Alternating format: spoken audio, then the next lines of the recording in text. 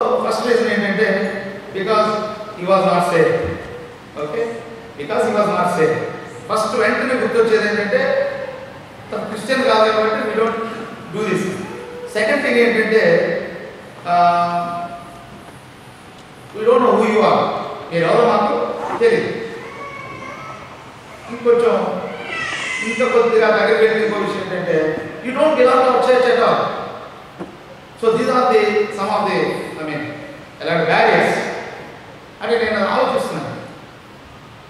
దాని గురించి ఆలోచిస్తున్నప్పుడు నాకు వచ్చిన ఆలోచన ఏంటంటే వీటిలో మనం అంటే క్రైస్తవులైన మనం వీటి గురించి ఆలోచించేటువంటి ఈ నేపథ్యంలో మనం ఏం చేస్తున్నామంటే ఇప్పుడు ఇలాంటి వారి పరిస్థితి, ఈ విధంగా వారి పరిస్థితి ఏమిటి?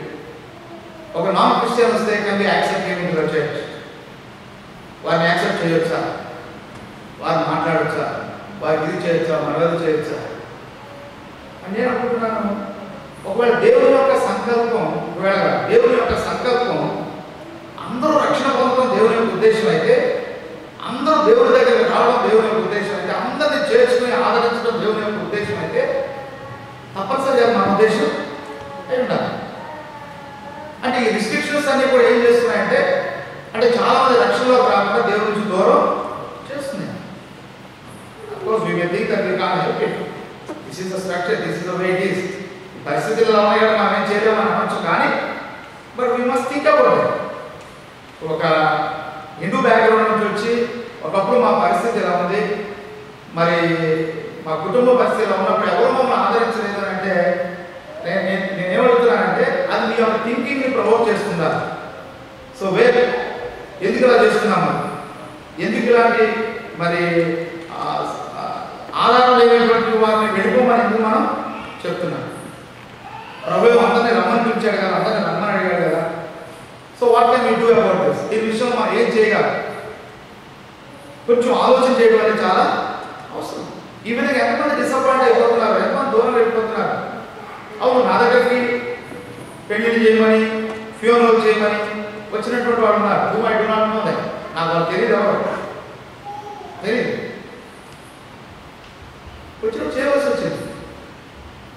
మీరు మా మెంబర్స్ కాదని అడగలేదు, మీరు ఎవరు అసలు మాకు తెలియదని నేను చెప్పలేదు. ఎందుకనంటే నేనేమనుకుంటానంటే ఈరోజు మీరు మన సహాయం చేస్తే వాళ్ళకి ఇంకోసారి ఇక్కడ ఆరాధన చేయడానికి దేవుని దగ్గరకు రాగలుగుతాం. Because if I open the doors for them, that's what happens.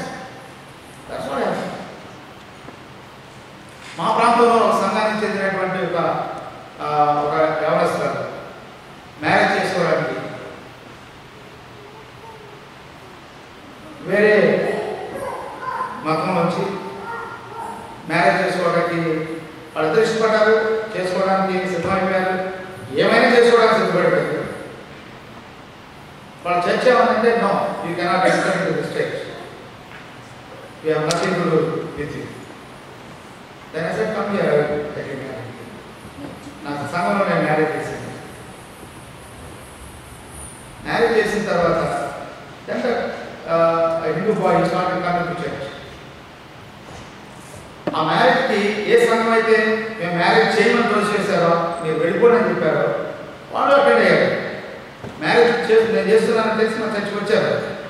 వచ్చినప్పుడు ఆ మ్యారేజ్ జరిగిన విధానం కానీ అంతా కూడా ఎలా జరిగిందో అంతా చూసిన తర్వాత ఆ one of the elders of the church ఎవరైతే వెళ్ళిపోమని అన్నారో అప్పుడు వేరే వాళ్ళతో మాట్లాడతానని అంటున్నాడంట. ఇదేదో మనమే చేస్తుండాల్సింది మన చర్చలో, ఇది మనమే చేస్తే బాగుండేది కదా, క్రెడిట్ వీళ్ళు తీసేస్తున్నారు కదా. So then later I heard about what that girl said to her parents, if at all I go to church in my future, I will go to one of church, I will not go to my church back.